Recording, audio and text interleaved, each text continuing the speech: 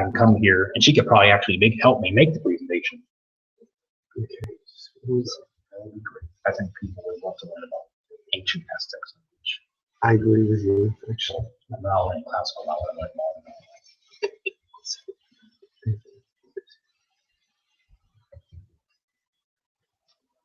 Here's what I need. Language group.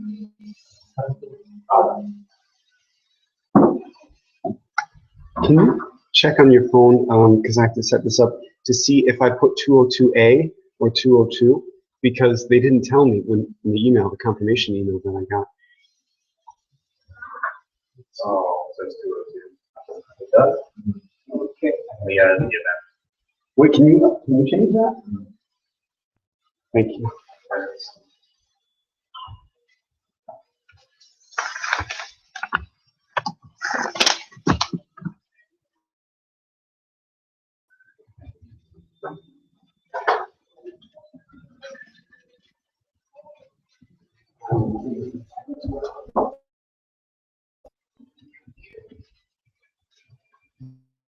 Monty Python recognize you for today. I will explain that in a little bit. Python really may have to make that clear. My favorite computer language. Cool. So let's get this thing a little bit.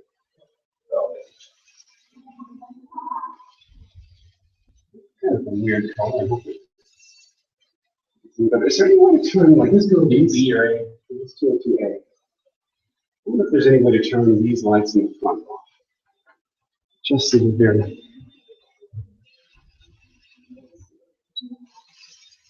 Why is it being on here? Hey, relax. Ah, now that's better. Turn these lights on. Something up here. There. So, how's that for, is it sharp? Yeah, oh yeah, I do stuff. The guy in the You gotta do what I do, unfortunately. Oh, I got a story about that. I was looking directly and thinking like, see, one second. I really have to make sure this works this time, because last time I was casting the wrong screen. And that was a really, I felt bad about that. One second.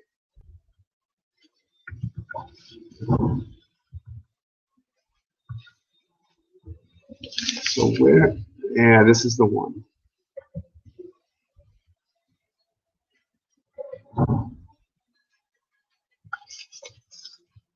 One more second, my friend.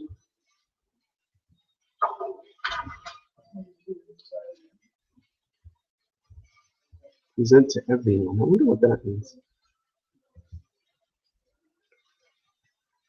All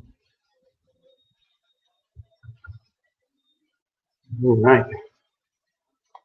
Here we go.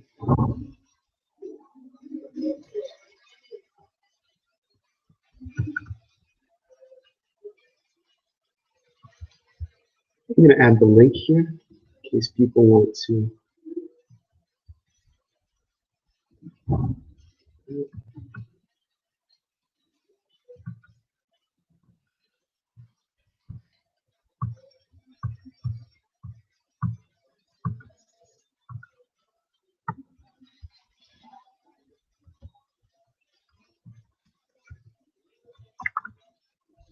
Traffic's bad, so it might take people longer to get here. And even if nobody comes, I'm still giving this presentation. To you. oh, all right. Yeah, I don't. I'm probably not going to have any questions, but That's okay. I don't speak Latin. But at the same time, I probably know most of the truths. You do. I'm actually going to publish a book on it at some point in my life. How to learn English. It is incredibly useful. I found it very, very useful. Well, yeah, I was trying to get most of the songs so I could tell her that I think it's funny that I go back. Second, so I'm forgetting the somebody called me because I wanted to get, trying to get close to phone numbers. I like to call it to help her. So I got on my call her. Because this job that I'm at right now, I thought it was going to be automation. And from what it seems like, some of the automation is very, very, very rare. So, their job is I'm not going to do something manual, but I thought it's just, there's just knowing how to automate, even if it's on there, or it's not all legend. It's like, that's not going to be a sign of why. I don't know how to automate the front end, I don't write scripts. You know, I don't, you know, I'm just like, I really wish I had gone over there, you know. But, yeah, but I'm on. I call Mark again.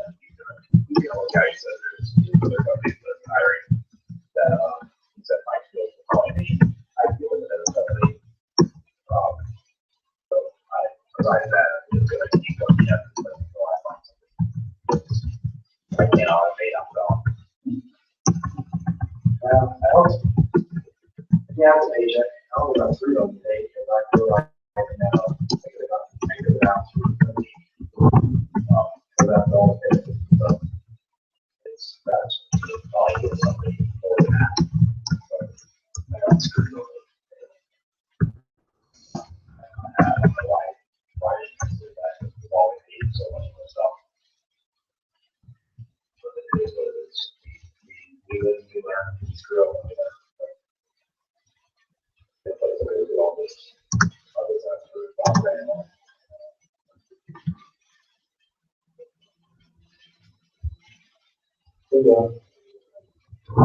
That's all.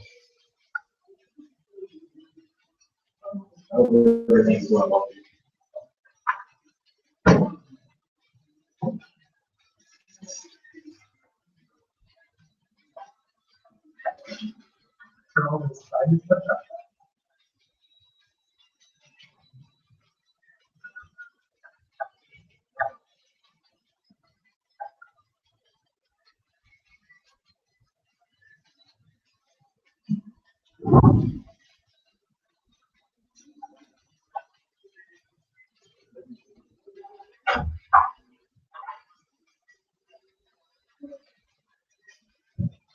Hey, Greg. Finally, a familiar face. We weren't sure if anyone's even coming. Welcome. You made it.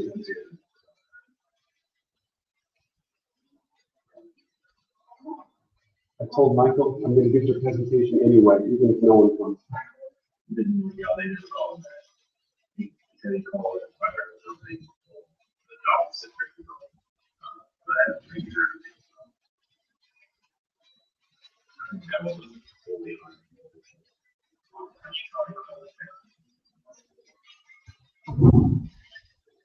I know they do.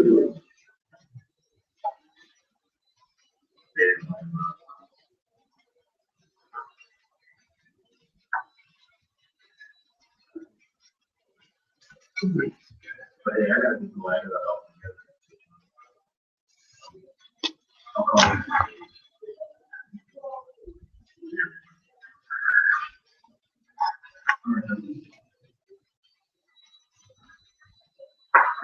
Yeah.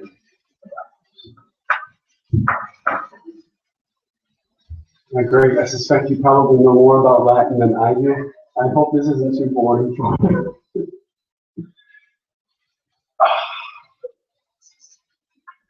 Hoping that for the more people show up and they happen to know more about Latin than I do, which is very easy to do, I hope that I can at least show them a different aspect of it.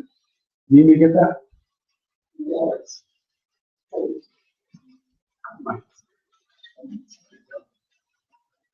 So my henchman. Okay, maybe I should pick up a new nickname. When I think of henchman, I think of House of Cards. Oh, Yeah, Kevin Spacey. I've only watched one episode of that. They just came out with the 3rd season. And the 3rd season's a bit disappointing, but. No spoilers, please. Come on, it's not fun. No. No, I don't know the rest of the show. I only know that first episode.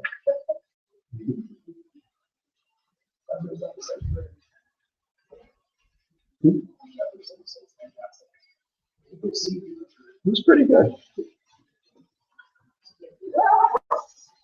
Addicted and vindictive. Well, I don't like that second one. It's an interesting show you should watch. I got so many other shows on Netflix. You won't regret it. It's just the way politics work in Washington, you know. Oh, and But it's a very interesting show, though. oh, I believe it. A bunch of time politics shows about politics a little bit depressing, more than a little bit. Yeah, guys, I think we'll give people the benefit of the doubt since it's just a minute after 6:30. Traffic's crazy. People are not driving very carefully, so our friends might be delayed in getting to it. Need some water. Yeah, there you go. Marching fruit. Yeah. You always know who I am. Well, we know who you are. You're safe with us. How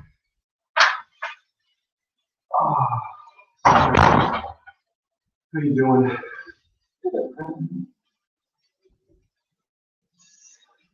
Are you ready for spring? Fine.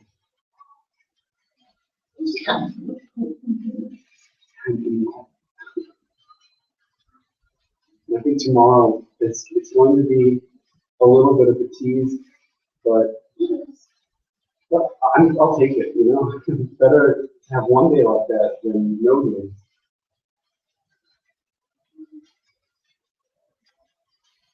I've been telling people when it gets that warm, it makes me want to fire up a grill.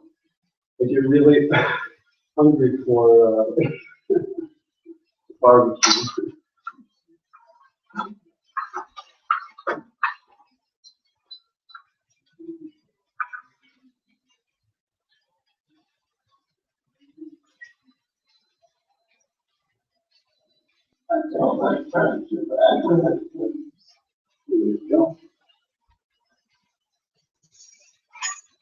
My in-laws are German, and when we brought them over here, they liked everything except for barbecue, the pulled pork. And I couldn't believe it because I thought that was the best part. But then I thought about it, and I suppose it does have a very particular taste. And I started to understand why some people might not like that.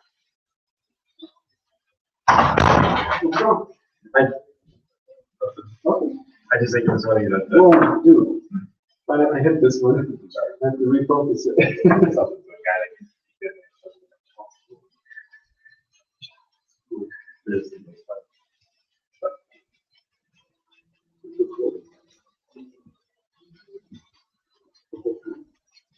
I'll be able to cut it still. You can have do that? You hope good?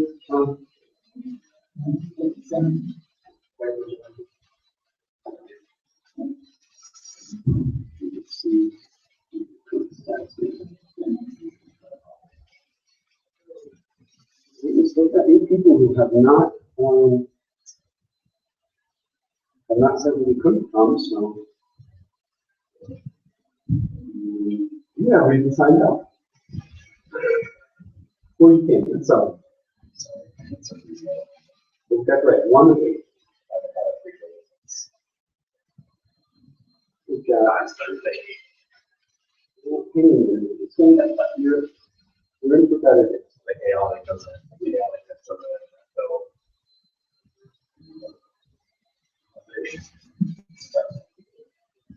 So we've got Ed, so the people we know, Ed, Manny, and Rudy, are still signed up. We'll see.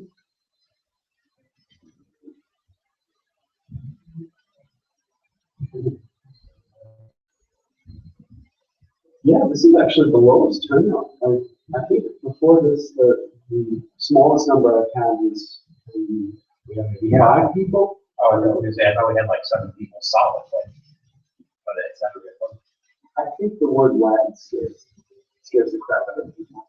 I think a lot of people who are not yet experienced with languages, with foreign languages, they see the word Latin and they think something terrible like, oh, math class, or oh, a mini teacher, and I'll never get it right. That's why and they think, oh, that must be boring. You know, if they don't know what I'm going to tell them about Latin today, that can really open up doors for me. Latin was my gateway drug. It was the beginning. If it weren't for Latin, I wouldn't be here.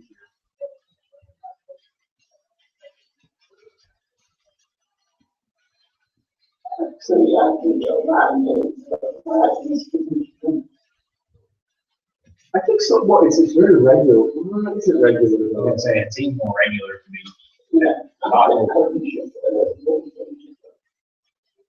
I suppose as regular as a natural language can be.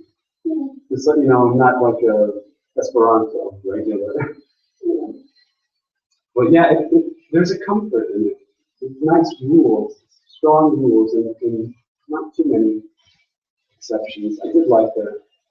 Because language never made sense to me before Latin. I started seeing actual rules in language. And I liked that.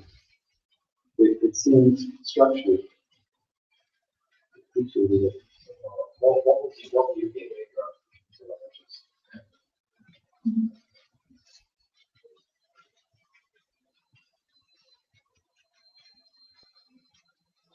I think the first one is absorption. Really? Yes. Wait, your native language? First foreign language. That's Okay. my name, my same person. But then I also took the language and got them.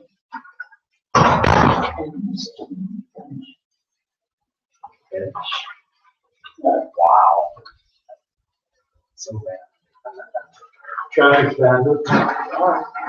Well, the 440 did a suggestion sign up and, That's what made I us one of my didn't, favorite I just languages. can't read that either. They had a, So we can one of call those this. signs that 440 for the congestion.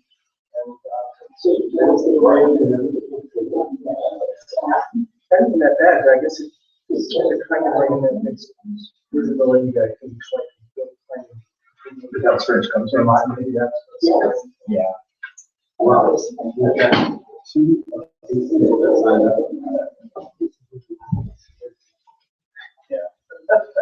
Maybe it was I think Romani, I think it's domum, maybe they all how decided to how become domum. knowing Maybe they're all Spanish, flat, maybe they're all Roman. words that are in those.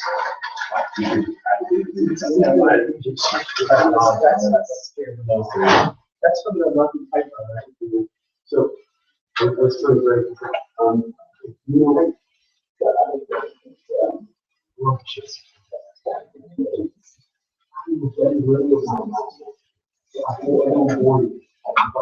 But I'm hoping for people who know.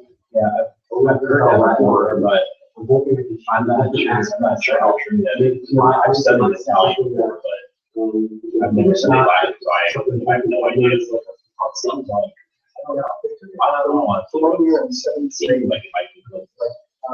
the Have the most sound out of all those places. Seventh grade. Italian has more sound than the other, usually the vowels and both the language has. That either vowel or Latin. So, yeah. So you don't have to probably do it. I mean, not simultaneously, but two people speaking at, yeah, the same day. Yeah, and I learned to write so that I can't say word in Russian. That's, but I can write it and read it, so That's like me in Korean. I can read it and write it, but I have no idea what they're talking about. I know that everything seems to end in "mida." Everything just ends in "da." At every sentence I read. Oh yeah, I'm not worried about Korean right now. The only thing I like about Korean is the beautiful scientific writing system. That's it. Everything. Oh, and I like the chopsticks. The metal chopsticks. I thought those see the wide metal to help them cut pieces of fish. Have you ever seen? Oh, one person that's. That's good. I'm always. Uh-oh. I've got the beanbag will help us.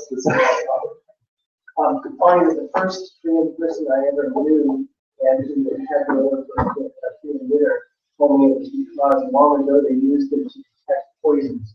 Oh. They became, metal toxics because they With colored children's silver or something, I don't know. And that's why, the real reason is probably one of my names, but.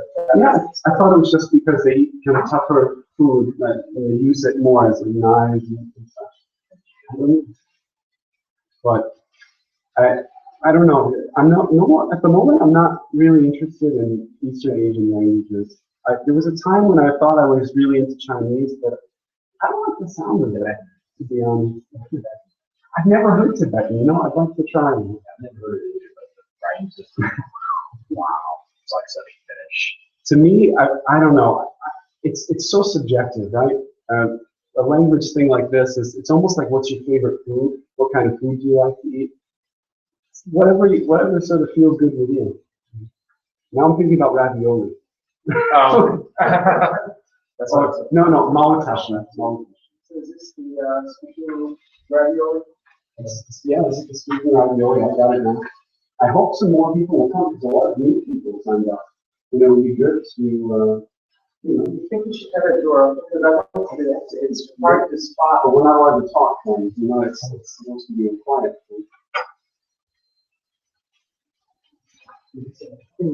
This one, this office door. Yeah, you can walk around looking for stragglers, but come back, so. I updated the website to put to a new page, and it said I got the confirmation with your meeting updated. So Yeah, I checked it, but I don't know. that's just a few feet down there. It's only 202 is right here. So they'll find us if they come. I'm going to give them until, another 2 minutes, and then, guys, I'm just going to give you my best. I never had an all-men gathering, too. This is interesting. When they say men aren't language people. Have you ever heard that? I remember when I decided to study German. Women doing it, but then when I was looking at UNC's language club to see if I could join as a college, and I was like, everybody at that club was a woman.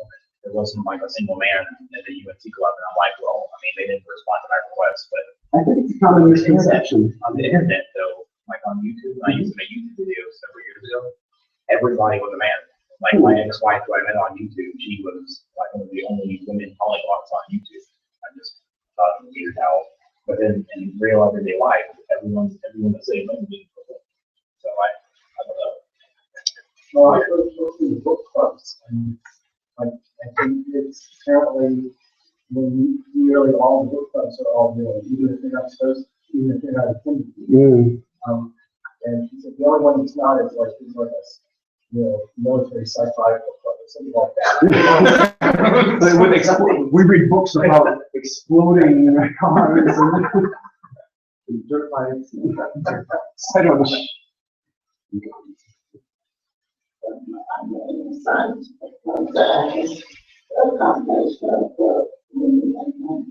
Oh, that's good.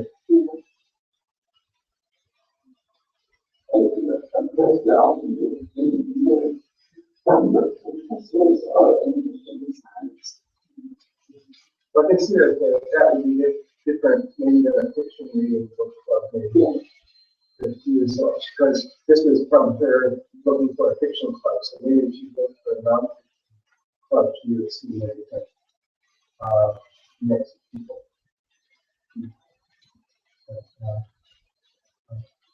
Although the one she picked to go to was women's, specifically women or something. Where did your club meet? I have to say for outside of another option. How many people turned up?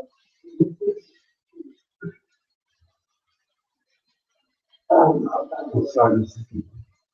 Yeah,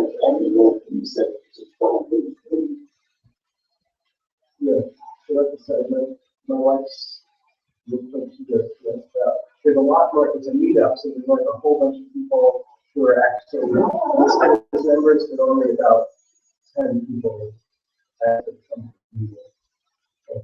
So anyway, I'm really. Oh, have you guys not met before? No.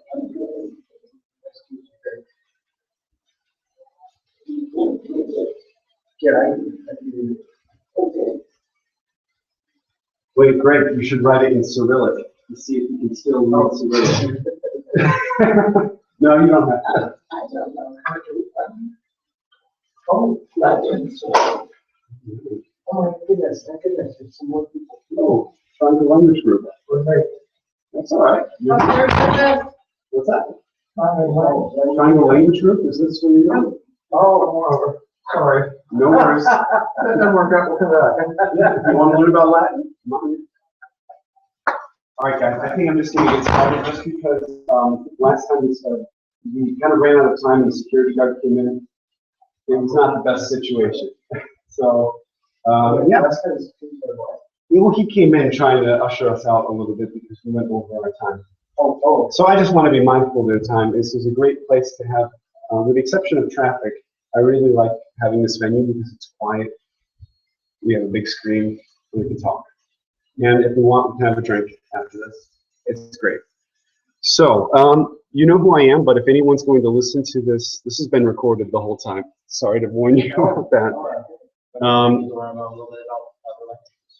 Well, yeah, so anyhow, my name is Peter Healy. For those of you out there on the internet who don't know me yet, I founded this meetup 2 years ago? It was 2 years ago. I've been here for about 2 years. And it continues to grow. Tonight, I think people are a little bit afraid to get out there, so we've got a tight group here, but don't worry, we're recording this so everyone will be able to enjoy it. So tonight's topic, language learning tricks, I think was a more fitting topic than titled than Romani e domum. It's about Latin, as my audience probably has figured out. And a lot of people, I think the first question, if they haven't really looked at Latin, or maybe they had to suffer through it, is why even bother? Well, there's, first of all, the thing that everyone knows about Latin is it increases your vocabulary in other languages. Most people turn to this language to get. Kind of. It's probably next door, unless you want to learn about Latin. No. No problem. So most people, I remember the first time it was suggested to me to learn Latin. So, oh, it'll help you on your verbal SAT score. So, okay, great. Somehow Latin words resemble words in my language. Okay, that's what we all know. But, and this is maybe something that my audience here, my live audience knows, but maybe the rest of you don't know this. Latin teaches you many useful concepts. I can't tell you, I knew nothing about language until I took my first Latin class. And this was back in high school and just kind of on a fluke because people said it would help me get better SAT scores. And I learned many things in that one class, including the case system. So we're going to cover these in just a moment. Verb flexion. And no, these aren't diseases or anything that hurts. No articles. Syntax. And sound changes, sound change laws. All of these things, you can't help but learn them. You kind of have to learn them while you're learning Latin. Because Latin is a very different language than English. It requires more of you because it's a little bit different. That's what we call a highly inflected language or a synthetic language versus English, which is more analytical. The easy explanation for that is synthetic means lots of endings. Analytical means fewer endings, but more restrictions on the word order. So let's talk about what we already know. And once again, I apologize to my patient, wonderful group here live. I hope I don't bore you with this because you probably already know this. A lot of English words are exactly written as they are in Latin. Of course, we pronounce them very differently, and the meanings have changed a little bit. Let's take a look. Actor means agent. Album actually means white, as in a white writing tablet. Audio means I hear. And please forgive me if I forgot, I believe I forgot a macron over the O. So there'll probably be a bunch of those mistakes here. I should preface this by saying I am not in any way an expert on Latin. I'm just someone who's had some contact with this language, and it has helped me so much, even just a little bit of contact, and I'm sure it can help any of you. Dictator, one who dictates, or a chief magistrate, ultimately, the person who talks and others listen. Junior literally means younger. And just a sidebar, if you think it also kind of resembles the sound, the word younger, junior, it's not a coincidence. We can talk about that after this presentation. Pastor, those of you who speak Spanish probably know the word for shepherd, pastor, which is direct descendant from this one. And video, which means I see. So I like that audio and video are actually verbs conjugated for you right there. So let's see. Case system. Ooh. Somebody out there, I don't think my audience is shaking in their boots, but I know people who are listening to this are probably a little worried. Cases? Well, what do you mean? Well, let's look back to the title of this of our presentation today, Romani ite domum. This has Latin has cases. Cases are endings that give you grammatical information about the words, and they apply to nouns. So you've got here Romani, which means Romans, and it's in what's called the vocative case. And we'll talk about what vocative means in a second. Ite is a verb, means go, and not just go you one person, go more than one. If we were speaking modern, early modern English, we would say ye. But actually, since we're here in the South, we can say y'all. There is a plural. So go y'all, y'all need to go, which is the imperative. And here we go, we've got another case because we've got a noun, domum, which means not just home, but in the accusative case of home, so towards home. Let's look at some different types of cases. And don't worry if this doesn't make sense, because I'm going to build on this. I'm going to revisit those words. All right. So the nominative, it's a case you have to learn when you meet Latin. It answers the question who. So an ending in that nominative case will tell you who the subject is. Genitive is of whom. That will tell you possession, generally. Usually a different ending. Dative means to whom. For example, I gave the book to my friend Carl. To Carl. That would be Carl plus this dative ending, or Carolos. Accusative, whom, or what? What is the direct object right there? Sometimes it's used with verbs of movement if something is going towards a certain direction. Ablative, from whom, from a particular location. Instrumental, by what means? How, if you're at a trial, and how did he kill the man? With his bare hands. Hands would have to be in the instrumental case. They're used as instruments. And of course, we had the vocative. Think of vocal and voice speech. Who's being addressed?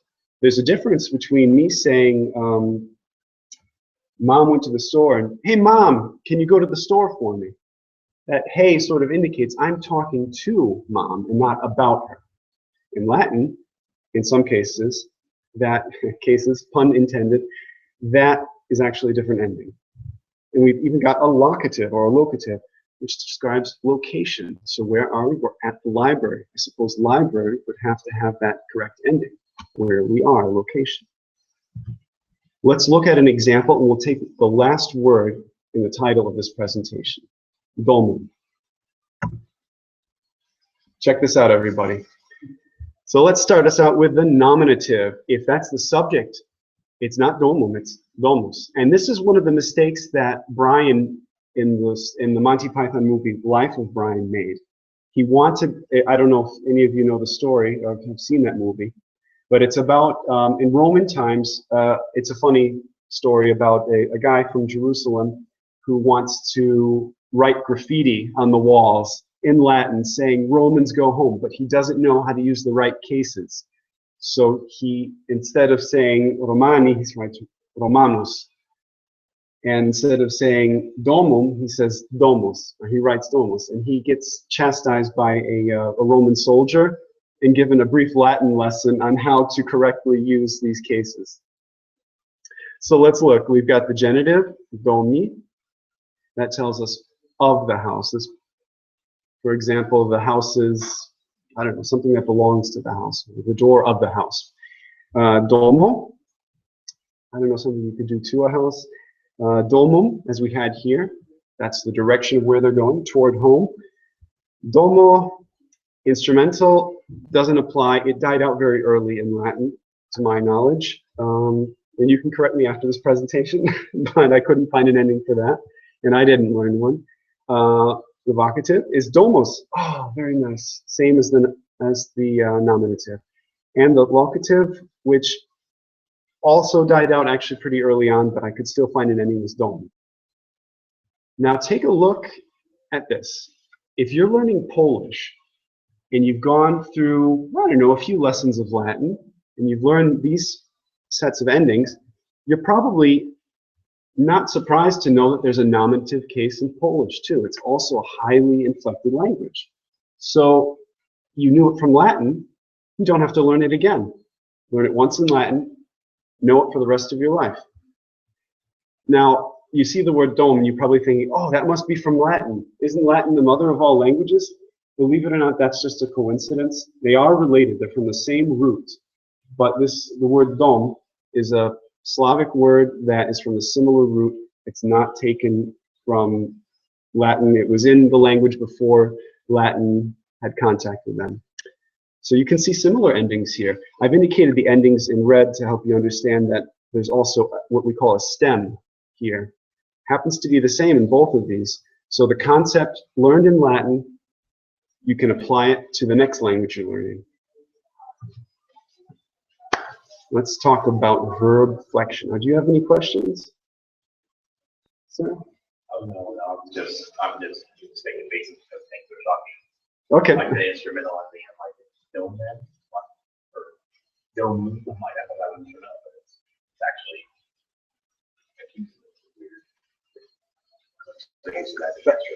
It resembles the instrumental in Russian.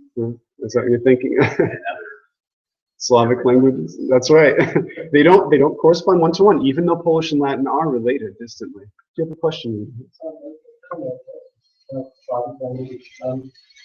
didn't know that other Slavic, I know Czech and Slovak have vocative case, but I didn't know other Slavic languages. It's, from what I understand, it's dying out. But in Polish, in certain circumstances, it's still always used. I was at a wedding where it was used. So obviously it has a tendency to be in formal situations. But one time I've always heard it is when talking to your parents. You always use it. No, I know in Russian used to have it. Indeed. So verb flexion. Don't be afraid. This just means endings for verbs. Flexing it. So you're going to love this. So I chose the verb to love, amare. Now those of you who have no experience with Latin, here goes nothing. I'm going to shock you by adding a musical component to this. There is a terrible bastardization of a song commonly known as the Mexican hat dance. Does anyone know it? Dun-dun, dun-dun, dun-dun. It's actually not the original song. I forgot what the title was, but I'll have that for you maybe at after the presentation. But that was the the party version that became popular that we all know. We know that rhythm. Da, da, da, da, da, da, and it can help you learn Latin. Let's conjugate this. Amo, amas, amat, amamus, amates, amat, amo, amas, amat, amamus, amates, amant. You drill that into your head, it's hypnotic. It begins to just flow. So those of you who have learned some Spanish, you know that amo is just about the same word.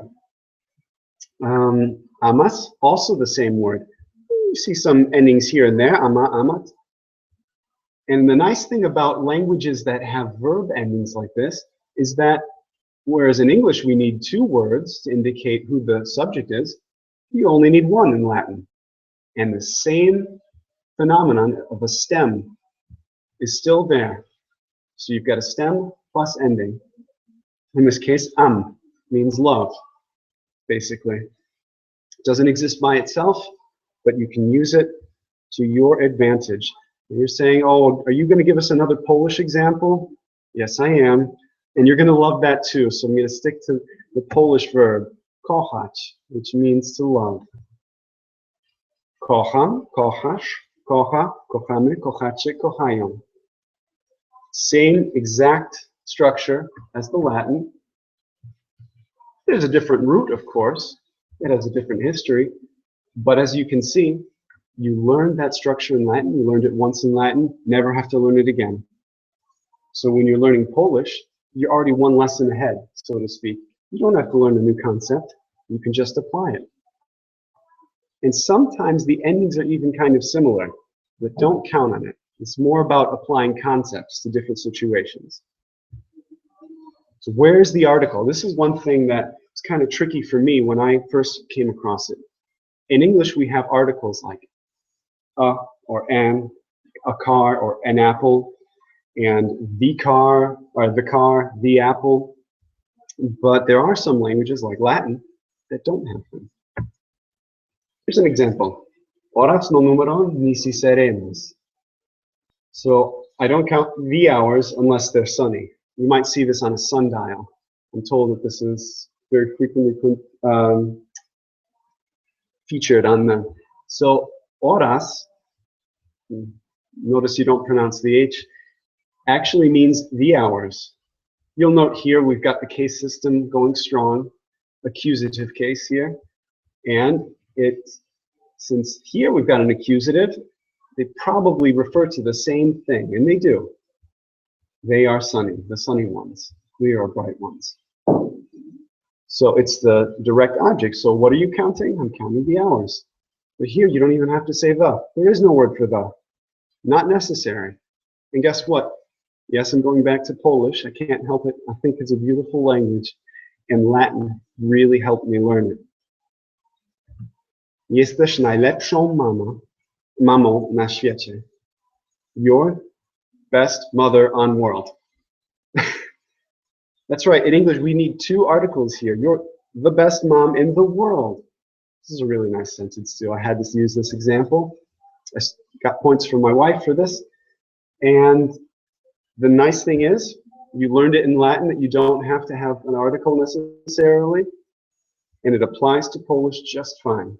And here you've got instrumental, which is very interesting. I thought you might like to note what is your job? That's your function. By what means are you making a living? As a mother. And where? Location, the locative, in the world. Na świecie. So let's talk about one of the scariest words, one of the words that most people, they run for the hills when they hear it, syntax. Even I don't run to the hills. I look at the hills, I turn to them, and I consider running to them. But it's really not so bad. I think we have some more guests here. Welcome. That's all right. We're almost finished, but have a seat. So syntax, you came in for the most exciting part. We're going to talk about syntax in Latin. So syntax means nothing more than word order. Very, very simple. And in Latin, it's a little bit different from English. In English, we usually have subject, verb, object. I love my wife, something like that. But in Latin, things look a little bit different. It's I, my wife, love. Or in this case, this is the first sentence I learned in Latin, so I like to use it a lot. Agricola puellam ama. Once again, if you'll probably notice I must have missed a few marks here and there, but I was just telling everyone I'm not an expert at all at Latin. Just trying to. Yeah, I'm sure there are people out there.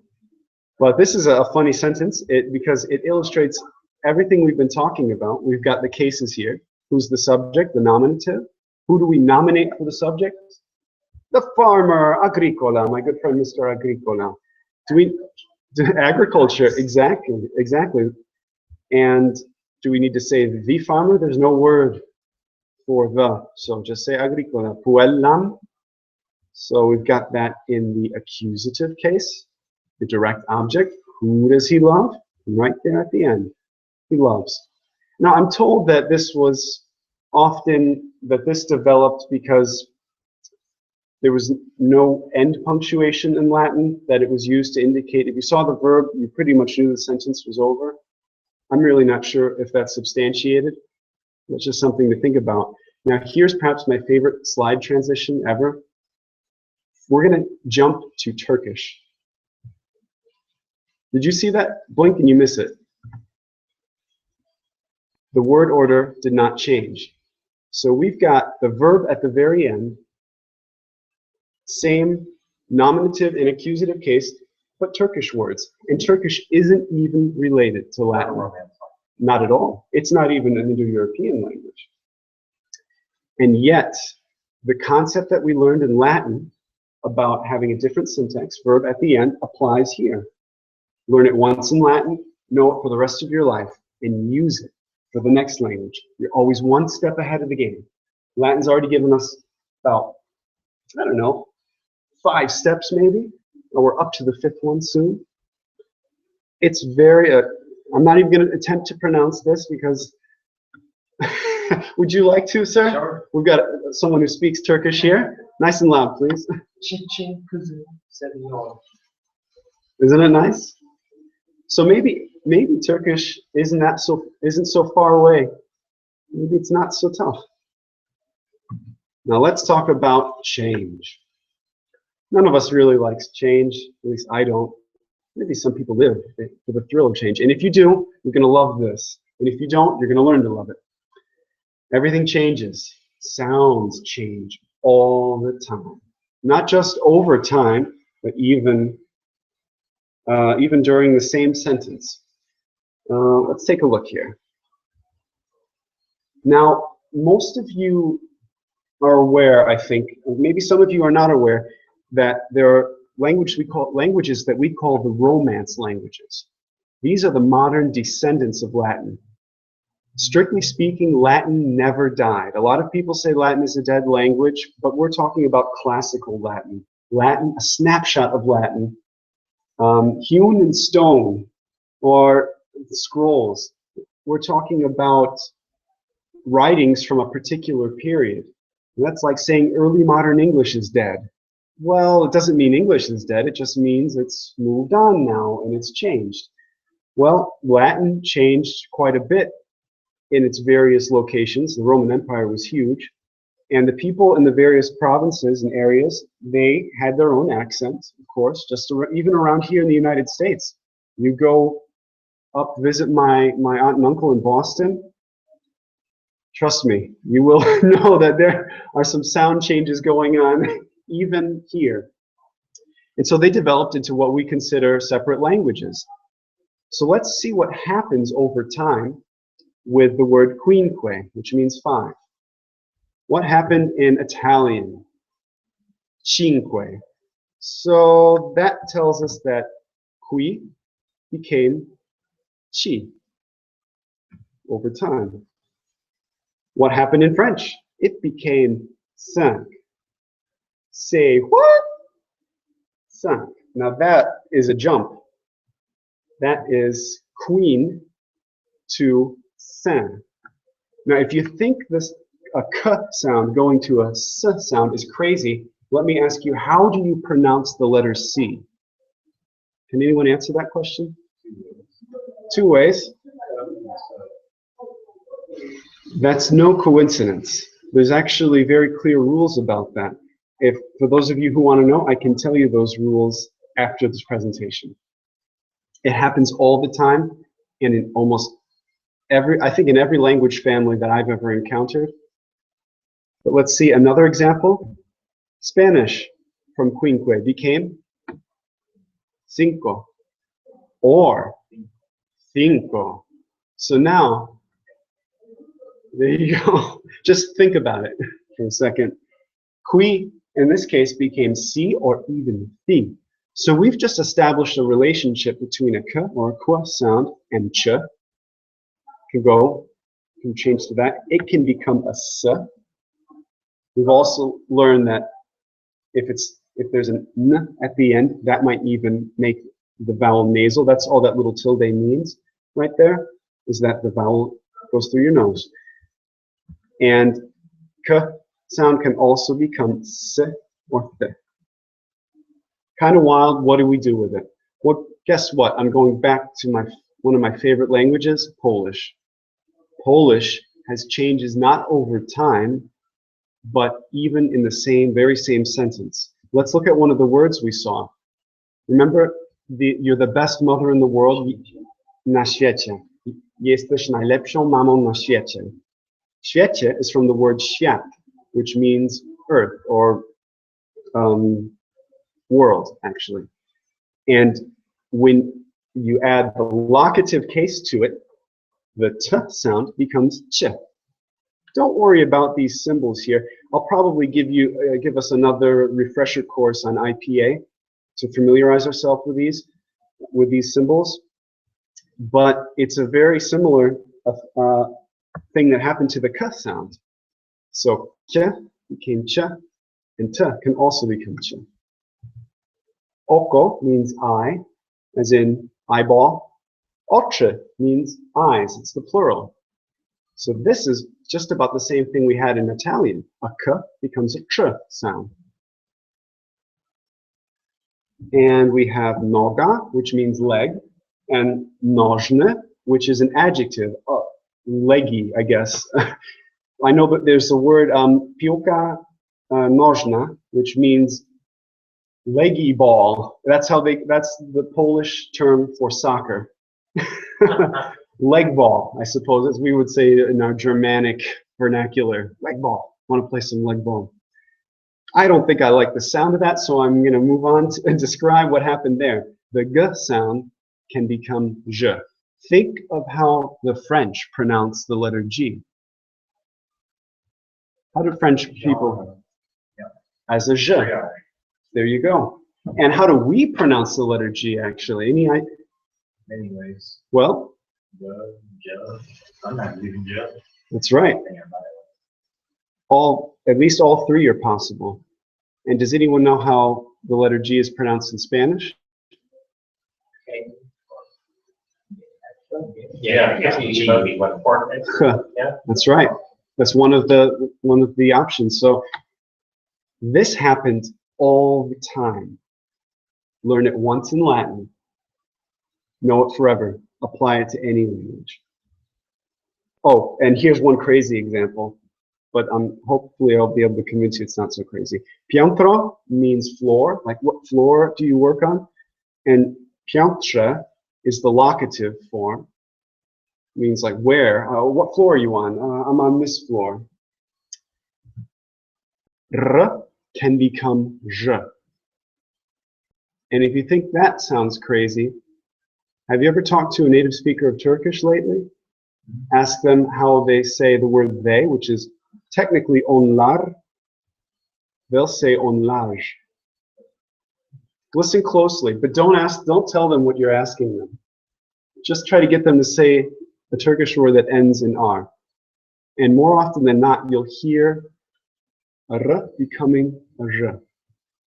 It's very fascinating. I've actually heard this in Chinese too. That the r, and if you even say it in English, it starts to sound a little bit like je. So I probably said way too much. and I hope nobody's head exploded. Manly's safe. He only got like the last bit of it. Oh no, we'll have to fix that. Any questions for me? I was just curious, when we were talking earlier about team play, wasn't that a political evolution rather than a language-driven? It's hard to say. It's important to mention that the sound k did not go directly from k, it didn't jump from that k to s. There was a sound in between. There are actually two sounds in between. It went from ch to ch, and from ch, simplified. Ch is from t and sh to t and s. So ch, ts. So it was actually cinco. Now when you say cinco, you know there's a dental sound. You already have the tongue. That's why the Filipinos say cinco. Oh. So it's right up there. And when you start with a dental sound like that, there are two ways where it can go. It can go in the front. It can become an interdental, as we call it, a th, or it can lose the first part, the plosive, and just become a regular syllable. I think it's only Sicilian and Spanish. Because in the Latin America, they say it's so right. It's like, so the evolution happened between the 1800s and now. But, man, you're absolutely right, is that people identify themselves, it's a shibboleth. People identify themselves by the way they speak. If you want to be a part of the upwardly mobile society, you talk like them. And if people in that particular group are pronouncing it th, well, it might be in your best interest to sound like them. Has anyone ever been in a meeting with people who start to talk like the boss, use words like the boss? Yeah. It That's why I say fantastic, because our boss said fantastic. Sometimes it happens without even thinking about it. You start to talk like people you hang around, people you like, and you want to be like. It just happens. So I'm trying to be neutral about this. I have very strong opinions about it, but it is. That's why I'm starting to sound like Lady Gaga. Ooh, that definitely. And the Lady Gaga, we'll have a presentation on that. Sorry, Rudy? Is that what you're trying to do? About Lady Gaga? No. Certainly not. Any other questions? Rudy. Yes. The word order, the verb at the end. Sometimes you see textbooks say that Latin has three word order. Ah. And but was the verb ending structure more common? Yeah. To my limited knowledge, that was more common. Polish technically also has completely free verb order because these endings tell you everything you need to know. If I say the dog eats the man, you don't know, we don't have a nominative ending for the subject or an accusative ending. But in German, where you have an accusative, I can say, den Hund hat der Mann gegessen. Then you know that it was the man who ate the dog and not the other way around, no matter what order I put it in.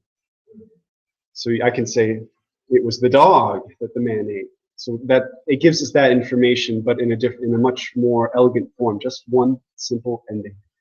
So in that case, you can put things in any order, but I've noticed in Polish there's a tendency to keep adverbs near the verb as closely as possible. The certain words never seem to come at the end of a sentence.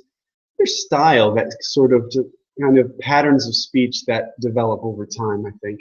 But technically you could put it in any order, and I've heard some crazy word orders in Polish. So I'm willing to bet in Latin you can go crazy and just get away with it.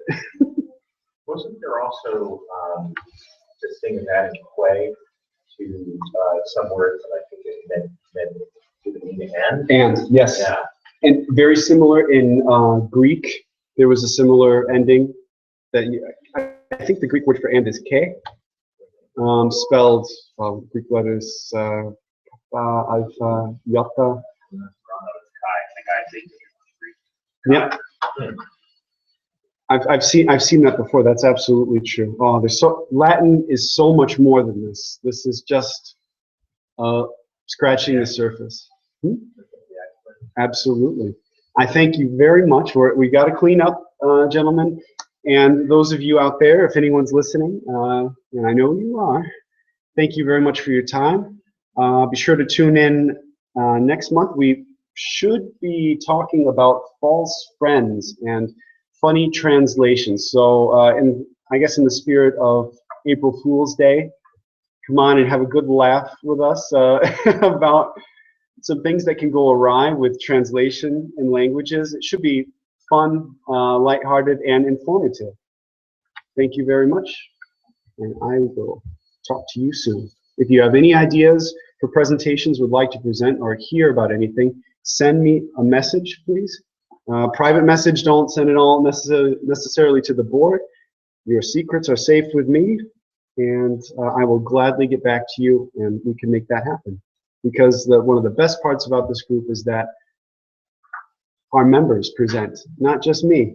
And I find it most interesting when other people are presenting because I always learn something different.